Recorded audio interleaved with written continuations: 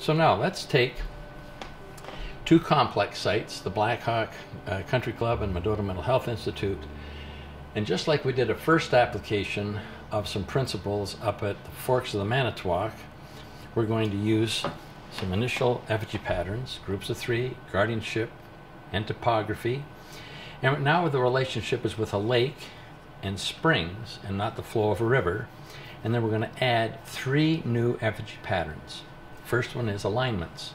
I gave you a brief introduction at the Governor Nelson site that they put a water spirit in that would align with an equinox rising sun. We're going to add in the role of non-clan effigies, and we're going to add in more clearly symbolism derived from aspects of the religio-mythic life cycle of the clan animal as applied to the clan's people, and as further documentation of the construction at that site. What I'm trying to do here is introduce my particular belief that they intended mating and birth in their new construction as symbols, but they did this in terms of their clan animal without interfering with the social political aspects of the clan animal. And I found that the Ho-Chunk were quite sensitive to that. So consider, we're at Madison, we're over now at Black Hawk Country Club, and we're going to go to the Great Goose. So here's a diagram that was a survey by Stout, and it shows a single water spirit walking eastward along the shore of Lake Mendota. It shows three conical mounds on the high top of the hill to the west, three linears, and a big goose flying up a hill, and in front of it is a hawk. This is now destroyed. And the next one will show the connection between the goose and the three bears. So what we're looking at here then is 12 effigies. 11 of them are still extant, and we have a goose that's connected to bears and a documented winter solstice sunset, shortest day of the year. So what does that mean? So the Great Goose now is the first non-clan effigy that I'm pointing out they added into their vocabulary because they wanted to make a statement about what that goose's life cycle might mean. And they point that goose to the winter solstice sunset. And what happens to geese on that symbolic day is autumn changes to winter and geese migrate. They disappear. They symbolically leave the area. Furthermore, it's pointing to the sunset, so they're going from day into night. They're going to disappear. They're connecting the day cycle and the yearly cycle with the loss of the geese. And at the same time, because the bears are connected, the bears on that date symbolically disappear because they hibernate. And so, while this is a bear clan burial site, they're using the goose to give accent to two things, migration and hibernation. And that winter is a time when people are dormant, the geese are gone, and the bears are in their dens, and something exciting will happen in the spring. Geese and bears disappear at the beginning of winter. Now, why did they put the hawk in front of the goose? Well, if the goose was to take off, it would bump into the hawk. That must mean that the hawk has to take off first.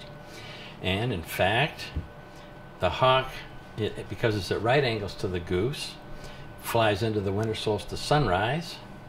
The goose flies into the winter solstice sunset. And the hawk is in front of the goose because the sun rises before the sun sets. Now this is just clever syntax. So, the hawk effigy points to the winter solstice sunrise, the goose points to the winter solstice sunset, the hawk is placed in front of the goose because the sun rises before the sun sets. Now the two bird effigies mark the beginning and ending of the shortest day of the year. This is a day of concern to natural people the world over. Now, the interpretation. This is using symbolism through the life cycle of a non-clan bird by analogy. And it goes like this. Just as at the symbolic beginning of winter, as the sun goes down starting the dark of night, the day-night cycle, and the dark of winter season, the early cycle, geese and bears both disappear. The geese migrate and the bear hibernate. So too, the bodies, souls of the deceased disappear by being buried in the conical mounds to the west, where they enter the darkness of the winter of their spiritual life. So we're connecting the movement of the goose, migration, the change of the bears, hibernation, with the souls becoming dormant in their grave. Then, in the spring, the geese return, and the bears, with bear cubs, are born in the den and leave the den. Both the cubs and the adults enter the light of day. The cubs are born and the adults are reborn.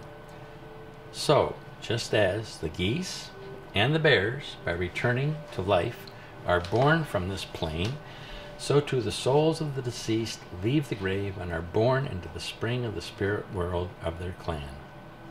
Of course, I'm using the religio-mythic function of the bears and geese to interpret the meaning.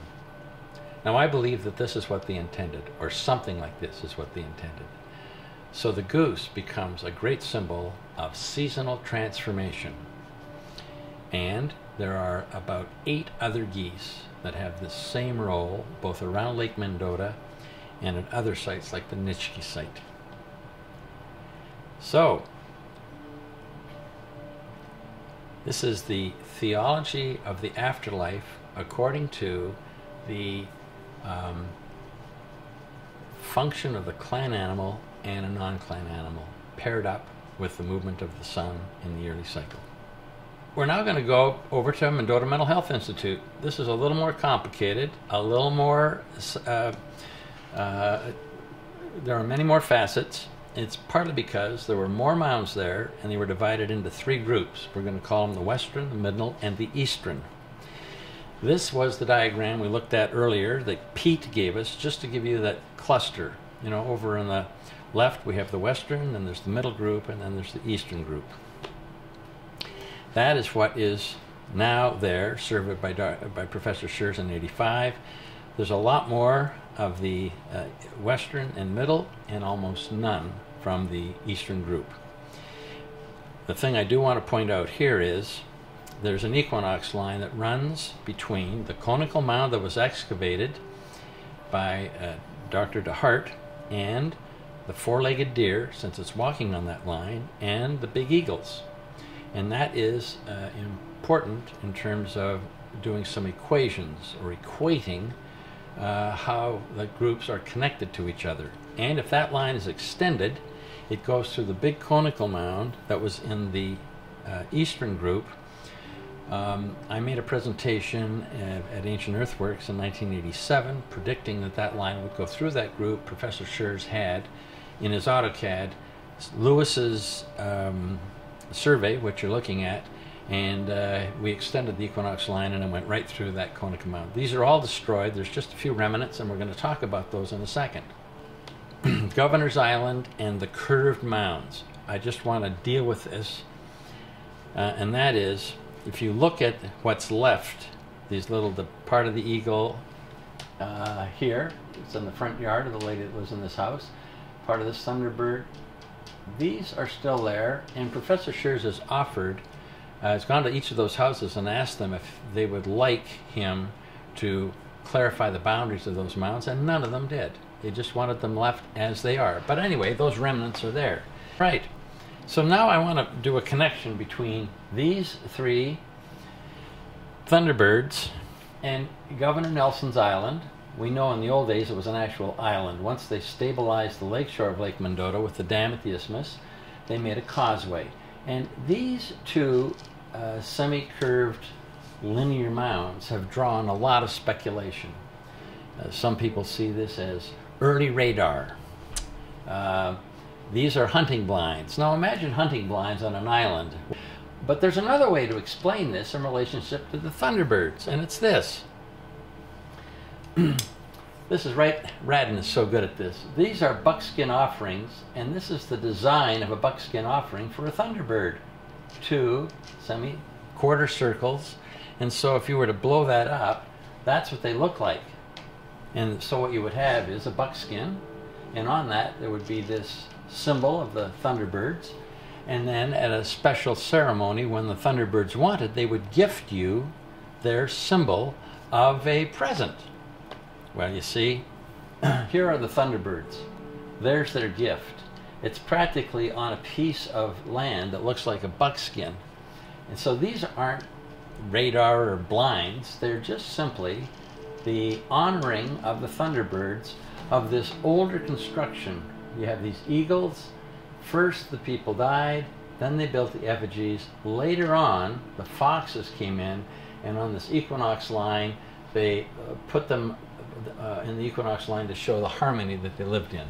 So I think this solves the mystery of the semi-curved linears on Governor's Island.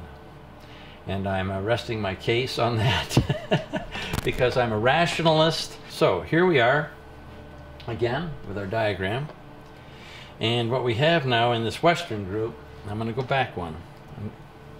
We have a conical mound that was excavated, a turtle mound. There were 7 conical mounds. This is on the highest point of this peninsula. When Dr. DeHart excavated the mounds, he identified their level from the level of the lake, and when Jim Scherz did his survey, he did the height of these mounds on the land from sea level, and they matched up perfectly. So DeHart's measurement from the lake level that year showed the conical mounds in proper perspective to the that measured from sea level by Jim Scherz. So we have linear mounds, and we have what used to be a big conical mound that's been destroyed. Here would be a little diagram by Brown to show linears, some birds around this mound, there's a water spirit and so on. And here is another rendition of the birds, the deer, the water spirit with the big tail, the bears, done by another artist. So what we're trying to do here is look at the western group. 7 conical mounds, the largest was excavated. It contained 3 skeletons, 2 adults and 1 child. We've actually had a look at that earlier. The second conical mound was excavated. It had an altar, and so it had a stone piece that was measured at something like 3 by 5 feet, and there was mortar and a pestle. There's 1 turtle mound that has an alignment to the moon. There's another large conical mound to the east with several effigies and linears radiating from it. I'm going to later call that a power point, and it has a fire relationship with true north now with the North Star. So that's what the mound looks like today. It's been chopped off, and that is the diagram of how it looked. Much higher inside, these 2 stones around, and the 3 adults, and they're facing west. Now, the question when I used to present this to kids in grade 4 and 5 that take Indian Studies is, why is there a circle of stones in the middle? Well, first of all, it's not a circle, it's an oval, and I'll tell you why. The diagram of the excavation, that just shows what those are. Okay, I'm going to come to that. Here's the turtle mound, and it's going down the hill into the lake. And it has an alignment on the horizon with the major standstill of the moon. So now we're going to do a little thing on sacred geometry, just to make this clear. So the Greeks were great geometers, mathematicians, and just like they wanted to see the relationship between the diameter and of a circle and the circumference of a circle, and they came up with C equals pi d, a constant pi, they wanted to know about this relationship. If you divide a straight line so that the first part of the line A is to the second part of the line B, so that B is to the whole thing, you get another constant, and they called it phi. So while pi has a numeric value of 3.14, phi has a numeric value of 1.61. And when you use a right-angled triangle with A and B, you get 51.5 degrees. 51.5 degrees becomes a critical angle for all sacred geometry. For instance, the Great Pyramid is at 51.5 degrees. Pyramids in Angkor Wat and in Mexico are at 51.5 degrees. The relationship of A to B is found in cathedrals in the niches that the statues are in, and so on. So it's not surprising that this angle is found in some mounds construction. So the two long linear mounds and the big conical mound, this is the center mound with the long linears. If you divide this with true north, 51.8 degrees. That's a very close approximation to phi. And what you have then, so phi would be thought of as the golden mean, the golden section.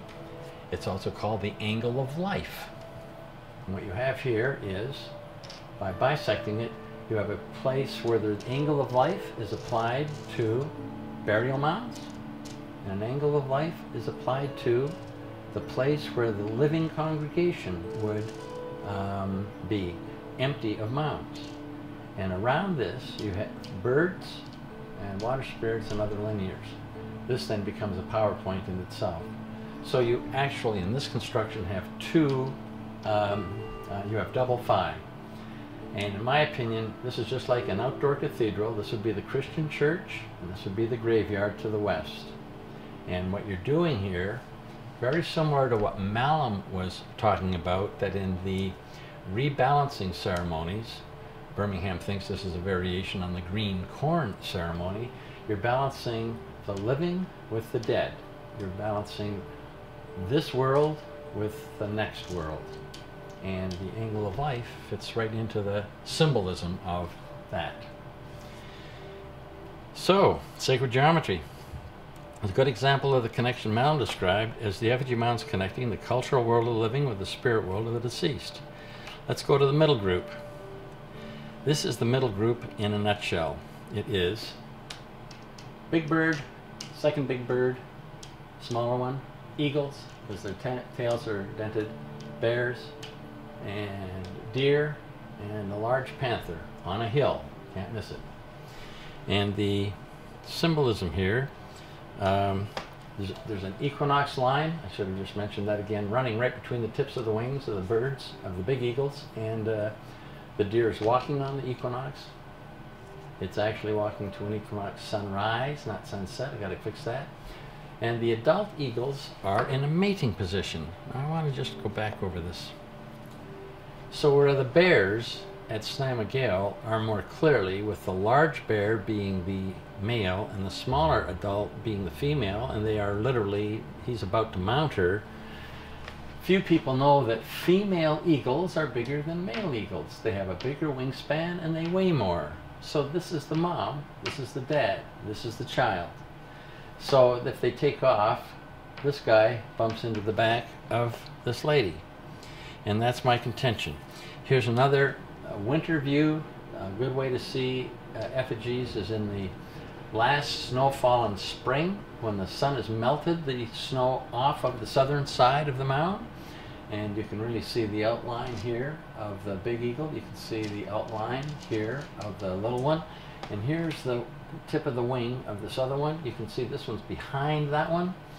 And that would be how they would line up. Well, this is how eagles mate, from above and behind.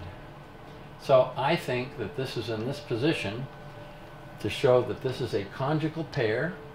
This deer has the symbolism of life and death in its steps. One reason why people feel that some deers had 4 legs is because when a deer walked, it was life, death, life, death. The feet also have symbolism in the 4 directions. So there's 4 feet. The accent on feet of this deer is accenting, in my view, the living of the eagles and the death of the deceased 3 Eagle Clan members in the grave. It's walking literally straight away towards a sunrise. And then these birds are connected by 3 bears, defended by them, and the panther acts as the symbol of the water. So you have water, land, and air all as part of this construction. There's the deer now. Transcultural seasonal keys. These are pretty universal. Once people started to see symbols, they saw the symbolism of the cardinal points of the daily cycle with, in the temperate climates, the annual cycle. Winter is darker, it's colder, spring is like dawn, summer is like day, and autumn is like dusk. And so these are the points that the great goose at Black Hawk Golf Course, it's flying into the start of winter, the start of the night, and it's flying into the start of winter. So native cultures, especially the Plains Indians, or the Siouan-speaking Indians, they had a medicine wheel. And the medicine wheel had, among other things, directions. And north was where winter is, it's colder in the north, etc. And then they also had a thing called the life cycle.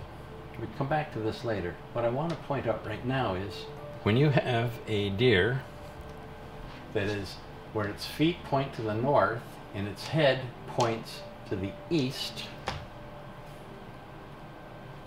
its feet point to the north and its head points to the east, this is a spring equinox, because there are two directions when you have legs and a head, and that's a way to connect. So north and east, that would tell you what's a spring equinox. Over on the Black Hawk Golf Course, the little one's feet point south, east to south.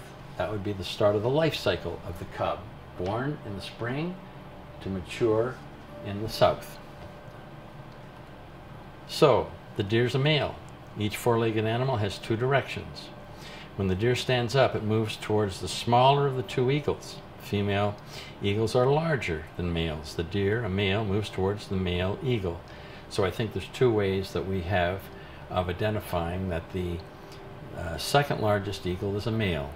It's smaller than the female, and the male deer would approach it if it stood up. The eastern group, this is quicker. 3 thunderbirds, 2 adults and a child, 3 foxes, 2 with tails, 1 with no tail. I think this is a way to understand tails too, and that is, if you don't have a tail, you haven't gone through puberty, you don't have the rights of an adult. And the conical line connects them with the western group. So Scherz confirmed the equinox alignment between the 3 groups, and he confirmed the angle of phi times 2 between the 2 long linear lines. So thunderbirds are connected to quarter circle mounds with the T-bird buckskin gift. I'm just going quickly here. So if we're going to start to interpret these, we'll start with the middle group. That's this group. The west and the middle groups form the initial statement. So this is repeating some of it. Females are larger, 4-legged deer walking between them. The 2 adult eagles mate, and the result is the eaglet flying in parallel in front of the female eagle. The 3 bears and a long-tailed water spirit guard the group, complete the representation of earth and water domains. Now, here we have this burial that is on the highest point of the land, and it's the highest mound. What about the shape? I was going to start into this earlier. This is where the kids say, why is there a circle of stones in the middle? But it's not a circle of stones. It's an egg. But if you've got a picture of this in the round, this would be like a bowl. And actually it would be a nest. And ordinarily, the nest would have an egg in it. But it doesn't, because this is a symbolic egg which is going to represent these people hatching into the spirit world. And so they place the egg in the nest. In the tomb, not in the nest. And I think that is, this graphic for me helps explain this as best as I can. It's ideally I get a 3-dimensional thing to show the whole thing, to show that this is actually a bowl-shaped thing, but because these are eagles from the eagle clan, and it represents a symbolic nest, and I think that that's why they place this group of stones to accent birth, because the middle group and the western group are connected by an equinox line. The 3 people buried in a large conical mound are from the eagle clan. The stone chamber is designed in the shape of a modified nest. The bodies are buried in the grave chamber with a stone egg. The egg is not placed in the usual place in a nest, but in the grave chamber between the deceased adults and the child, where it will symbolize hatching into the afterlife. The egg symbolizes birth of the souls of the deceased Eagle people from the grave to their spirit world. Now, sacred knowledge and animal metaphors.